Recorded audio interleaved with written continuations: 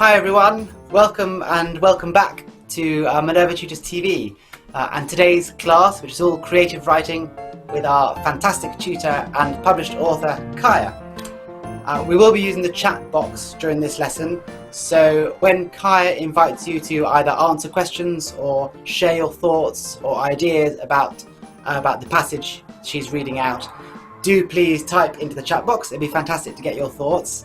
Apart from that, all you need with you for this lesson is something to write with and something to write on. So I shall pass over to Kaiya. Hello everyone, I hope you're all well and enjoying the sun. I'm really excited for today's lesson. So what we're going to do today is we're going to be imagining and writing about our own personal deserted island. And we're going to take inspiration from Michael Morpurgo's Kensuke's Kingdom, which was one of my all-time favourite books when I was about 10. So what we're going to do is we're going to explore the passage. I'm going to read it out, and then there's going to be an opportunity for you guys to text in the chat box, and we're going to explore the sort of techniques that Michael Morpurgo uses to make his description of this deserted island really vivid and exciting to read. And we're also going to look at some punctuation within that. And then we're going to think about different types of environments all over the world so that you can choose where you want your deserted island to be. So we're going to look at a thing called biomes, which I'll explain when we get there. And then lastly, we're going to plan out our own writing, our own bit of creative writing about our deserted island. So I'm going to give us some tasks and you're going to plan out your passage, and we might have depending on how quick we get through things, you might have a bit of time to start writing that passage. So let's get started. Okay, so a few little facts about Michael Morpurgo. You might have read some books by him, but he was born in 1943 and he was evacuated as a child in World War II. He's written around 130 books, which is such a massive number. I've written one and it was so much hard work. I can't imagine ever writing 130.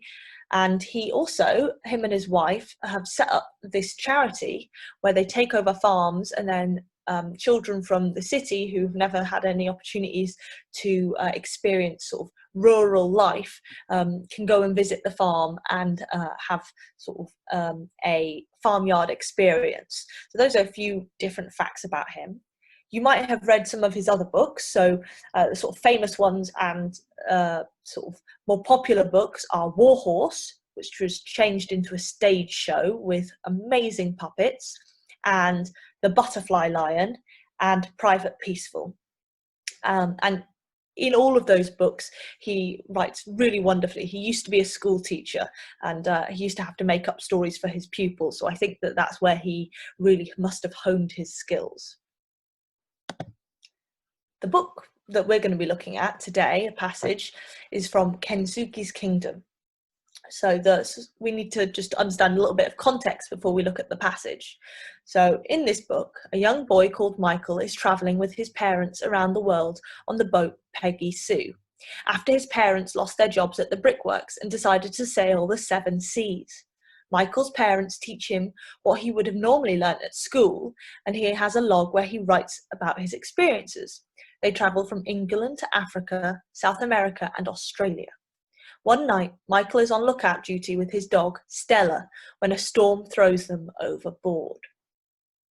I love this book, but it feels really pertinent at the moment, especially this part about Michael's parents teaching him what he would have normally learnt at school. So Michael's experiences might be more similar to ours at the moment than normal. So that's a nice thing to think about. Okay, so we're going to have a look at this passage. I'll read out each slide and then we're going to have some questions. And then in those questions, feel free to text, to write your answers in the chat box, okay? So, sea, sea, sea. Nothing but sea on all sides. I was on an island. I was alone. The island looked perhaps 2 or 3 miles in length, no more. It was shaped like an elongated peanut, but longer at one end than the other. There was a long swathe of brilliant white beach on both sides of the island, and at the far end another hill, the slopes steer and more thickly wooded, but not as high as mine. With the exception of these twin peaks, the entire island seemed to be covered in forest. So far as I could see, there was no sign of any human life. Even then, as I stood there that first morning, filled with apprehension at the terrifying implications of my dreadful situation, I remember thinking how wonderful it was, a green jewel of an island framed in white, the sea all about it a silken shimmering blue. Strangely, perhaps comforted somehow by the extraordinary beauty of the place, I was not at all downhearted. On the contrary, I felt strangely elated. I was alive. Stella Artois was alive. We had survived.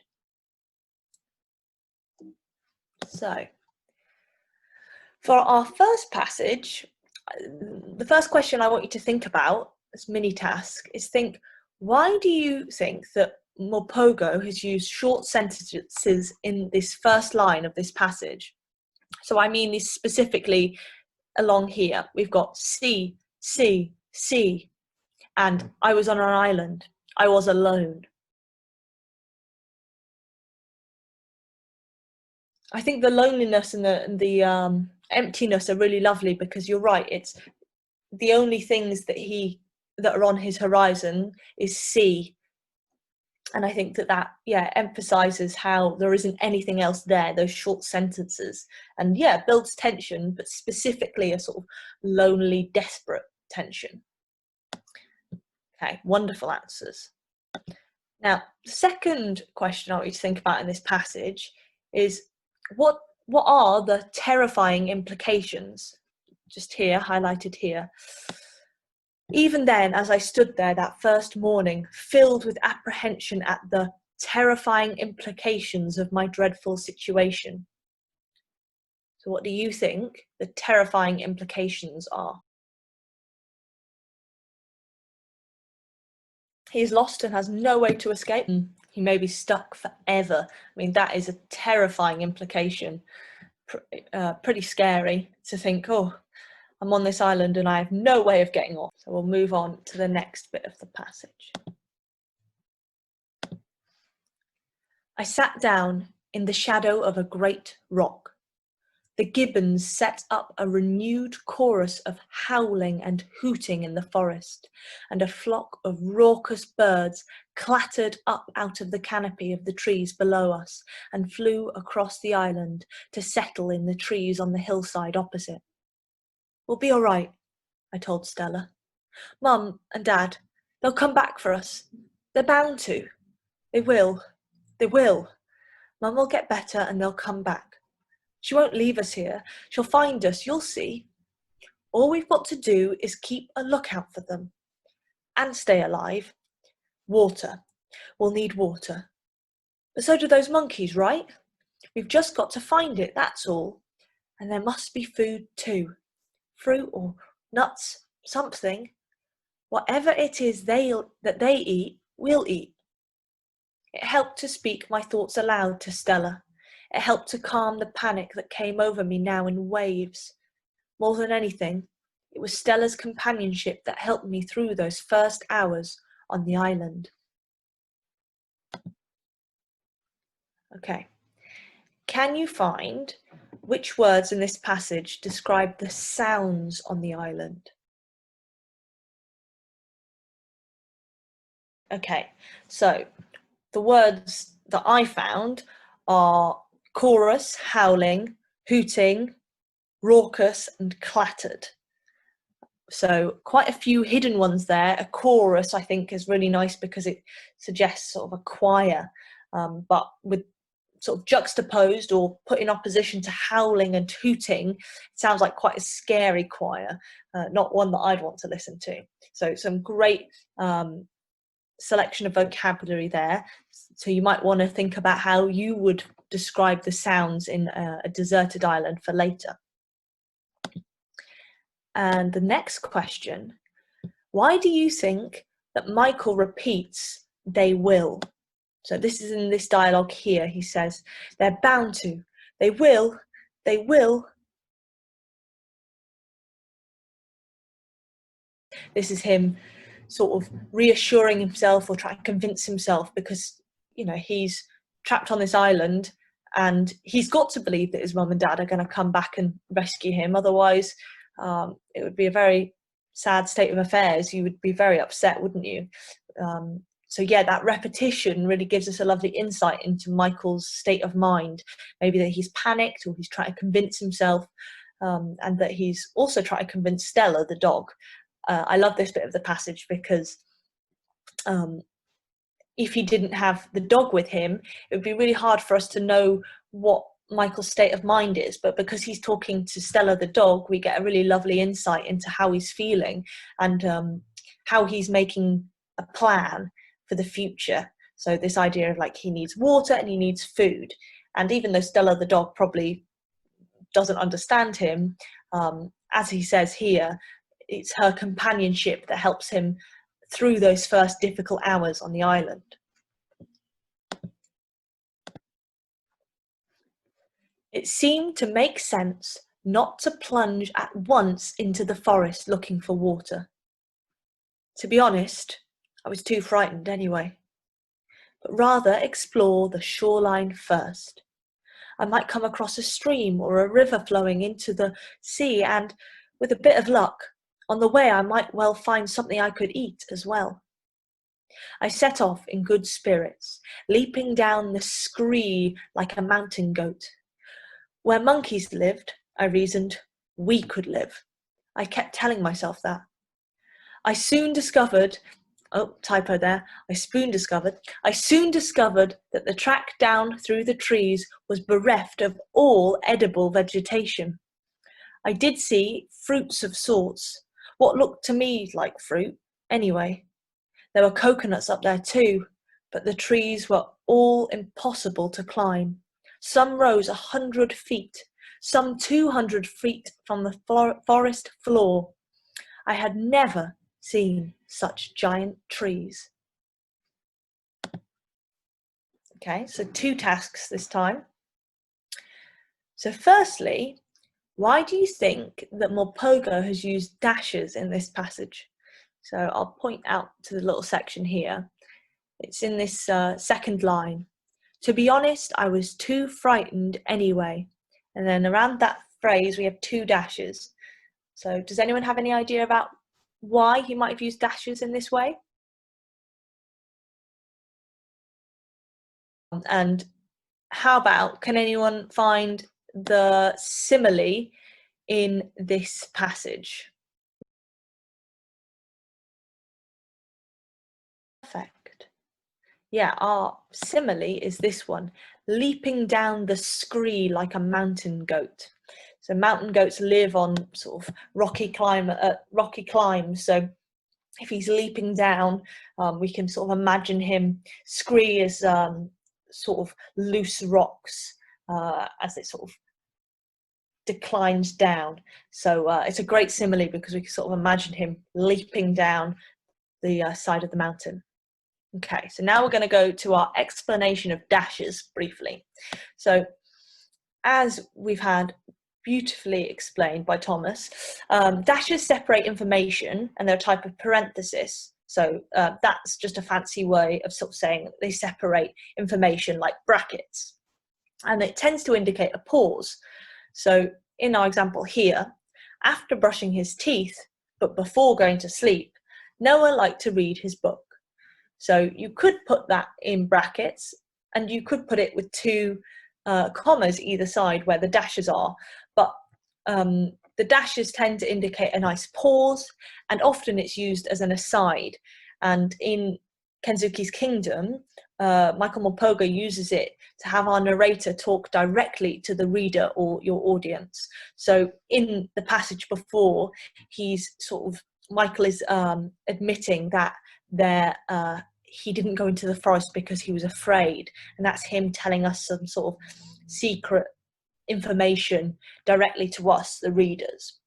So dashes are a very good way of bringing our readers in to sort of tell them extra information. Okay. At least the intertwining canopy did provide welcome relief from the heat of the day. All the same, I was becoming desperately parched now, and so was Stella. She padded alongside me all the way, her tongue hanging. She kept giving me baleful looks whenever our eyes met. There was no comfort I could give her. We found our beach once again and set off round the island, keeping wherever possible to the edge of the forest, to the shade. Still, we found no stream. Again, I saw plenty of fruit, but always too high, and the trees were always too smooth, too sheer to climb. I had found plenty of coconuts on the ground, but always cracked open and empty inside. When the beach petered out, we had to strike off into the forest itself. Here too I found a narrow track to follow. The forest became impenetrable at this point, dark and menacing. There was no more howling anymore, but something infinitely more sinister. The shiver of leaves, the cracking of twigs, sudden surreptitious rustlings, and they were near me, all around me. I knew, I was quite sure now, that eyes were watching us. We were being followed. Okay, so that's the end of the passage. Our last two questions. So what do you think this phrase, the shiver of leaves, means? Wonderful. I think there might be a double meaning here. So when we get scared, sometimes we're like, oh, scared, sort of shiver and get all sort of shaky. And so I quite like the idea of, yeah, like you've said, it's the leaves moving, but also maybe there's a second meaning. We're sort of making the leaves scared, like Michael is scared. So that's a wonderful phrase. I really love that, the shiver of leaves. And then the second question is, how is tension built in this section? So in this last bit of passage, how does Michael Morpurgo build tension?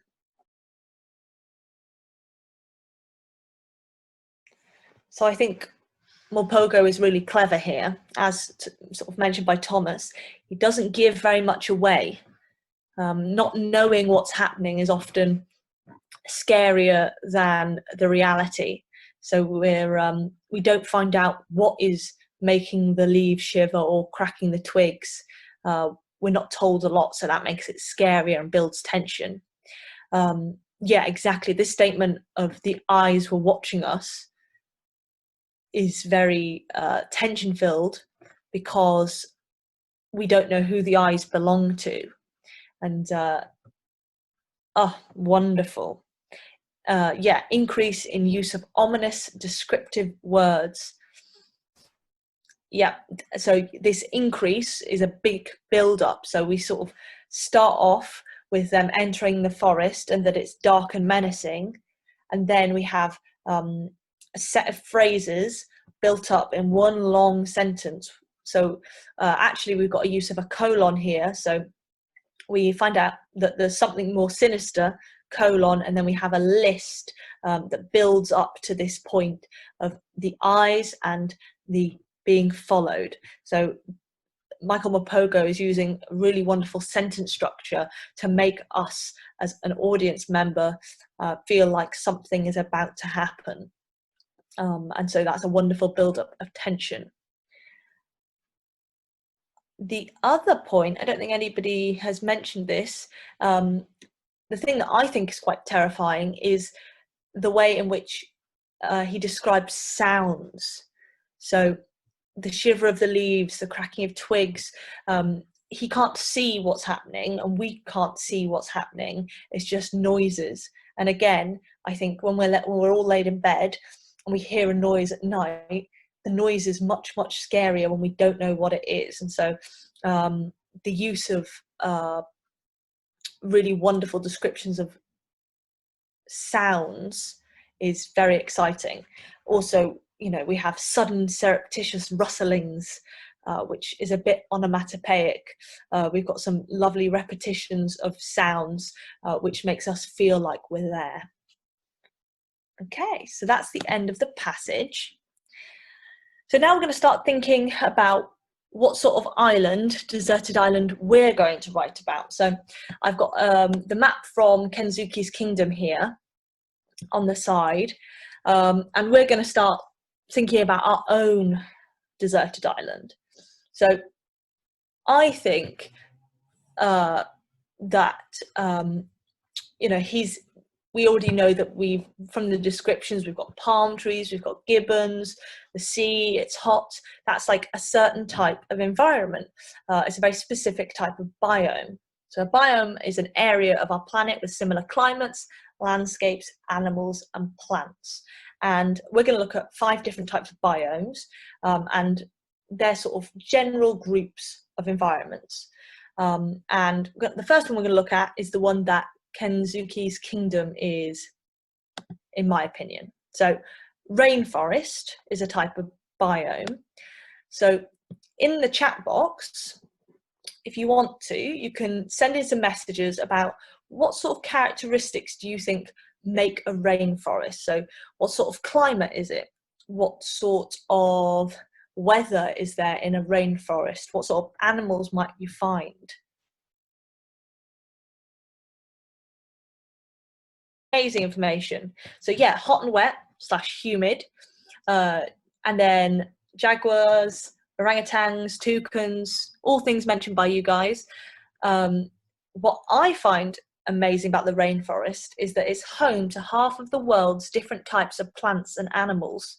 So all the amount of variety in rainforests is huge. So it's obviously very important that we keep protecting the rainforests. And I think we can probably all agree that Kensuke's kingdom, the desert island that Michael gets stranded on, is probably a rainforest. We've sort of got that hot indication, and the idea of orangutans and gibbons and monkeys sort of suggests that we are in a rainforest in that story. But for our desert islands, we don't have to just decide to write about rainforest, because we've got other types of biomes. So yours could be in a desert. Now, might be a little bit harder to survive, but let's now have a little brainstorm. What characteristics do you think makes something a desert? So again, temperature, weather, animals, plants.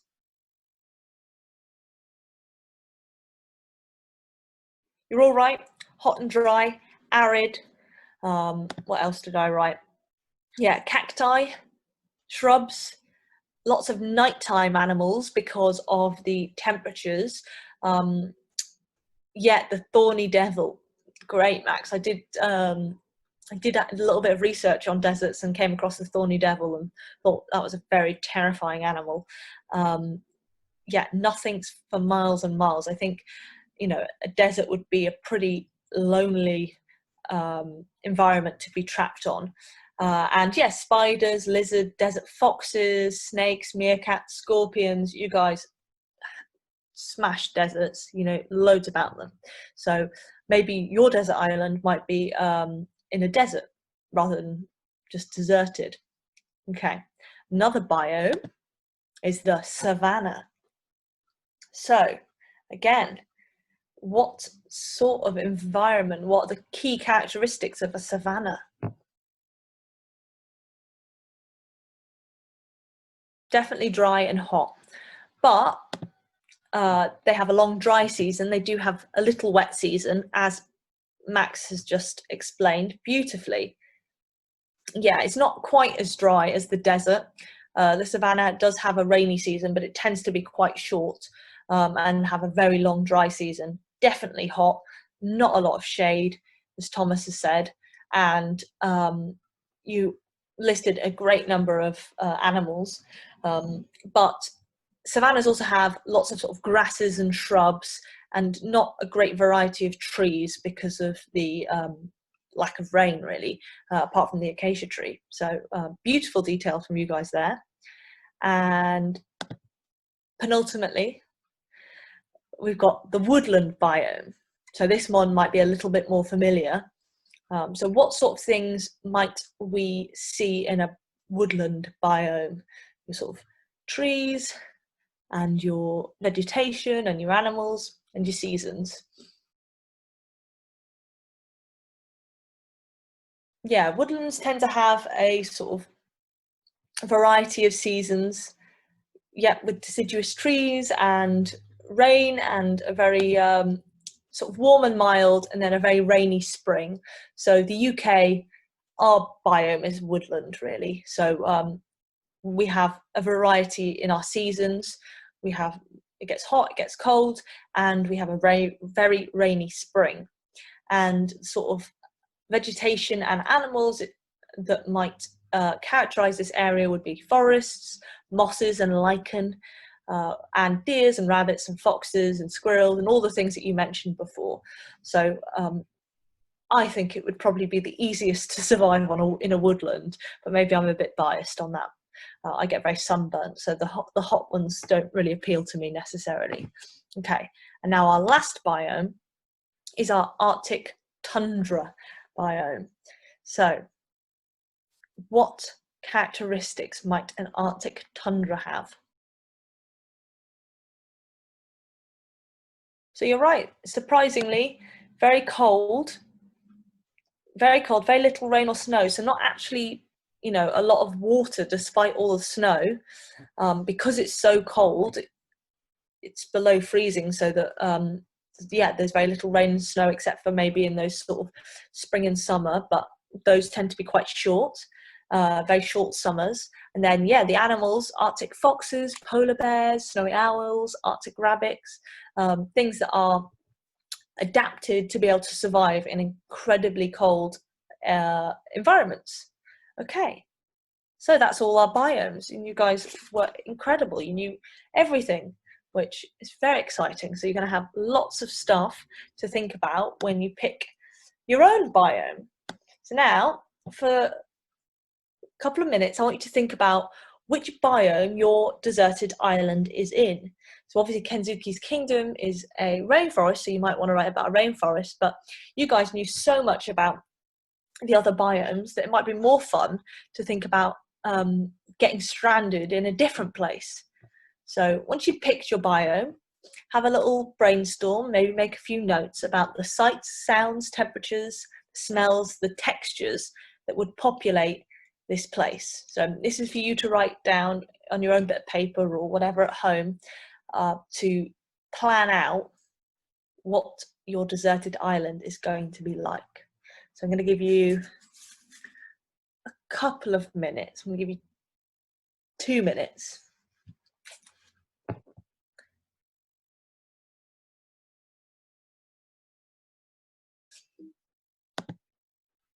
I want you to think about, how do you feel on this island? Think about the sort of things, the emotions that it might trigger. Do you feel frightened or excited or surprised? In Kensuke's kingdom, Michael initially felt elated by how beautiful the island was, by that sort of, he describes it as a sort of green jewel with the white sands and the shimmering blue sea all around it. So you might be inspired by the view, or you might be terrified or frightened. And then later on, Michael becomes thirsty and he becomes frightened and worried. And then obviously at the end of the passage, he's terrified by all the eyes watching him. So it might be that you start off feeling one way and then you feel another way when you see an animal or come across something that triggers a different response. So pick a couple of emotions that being on this deserted island brings up in you. And just like make a little note of the feelings. This might have to be a very quick sketch, but I want you to draw a little map of your island. And maybe you're going to mark on some key features. In Kensuke's kingdom, Michael describes the two peaks, and I think that by having a sort of visual representation of what your island looks like, it will be easier to describe it in detail. So this might be just a very brief sketch now, and then later you might want to do a little bit more research on your biome to add more details. As Sasha said, with the Savanna, you might want to add a water hole or something along those lines. So again, a very brief sketch of your island, and then you can come back and illustrate it and colour it in and make it more exciting to accompany your story, your description of your time on the deserted island. So just, you know, a quick sketch to be able to remind you later when you come back to this. Your final mission is, this is all building up to this final piece of writing that you're going to probably do tomorrow. So I want you to describe yourself exploring your deserted island for the first time. You get bonus points if you can use dashes and varied sentence lengths, and anything else from the passage that you felt was very inspiring. Maybe you're talking about the sounds or the animals. Maybe you even have a companion like Stella, so that you can talk to somebody when you're on this island. So what you might want to do is quickly, keynotes. Be specific and have fun while you're doing it. What you might want to do is sketch this sort of story map. So you might want to write down a little few notes on your first impressions of the island, and then talking about your initial feelings and how you're planning to survive in this biome. Then you might want to explore the island a little more and put in your sort of secondary feelings to the place. So that's the sort of format that the passage that we read of Kensuke's Kingdom, that was the sort of storyline. So if you want, I'm going to give you 2 minutes to sketch down this little story map. If that inspires you, if that's how you'd like to write your passage, feel free to write it in a different order or have different events happen. But I think this is a really nice structure for you to be able to fit in all that information about your biome and adding in your wonderful descriptive words, your dashes, and your short and long sentences. So 2 minutes to write down this little story map so that you can come back to it with all your planning and write an amazing account of your deserted island.